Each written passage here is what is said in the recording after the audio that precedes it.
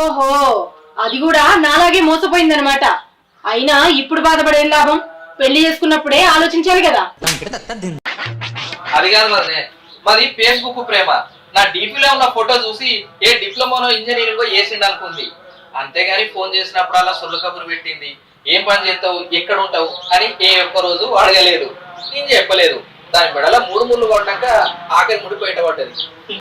ఇంకేముంది, ఈయన చెప్పినట్టు మెడగబడ్డ పాము కవడ తప్పదన్నట్టు భరించక తప్పదు. వీళ్ళెక్కడ పిల్లలు దొరికిరా తమ్మి? లేని దానికోసం ఆరాటపడే బదులు ఉన్న దాంట్లో అమృతం ఉందని తెలుసుకోరు కదా వీళ్ళు. అవునన్నా, కోపం గొడవ ఎక్కడుంటుందో అక్కడనే ప్రేమ ఉంటదని వీళ్ళు అర్థం చేసుకోరు. కరెక్టే తమ్మి.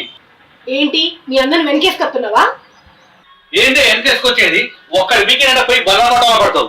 మొగడు పెళ్ళామంటే చక్కటి దాంపత్యం సంస్కారం ఉండాలి కానీ చదువు కాదు. బల్ల కొట్టవ బాగుంది.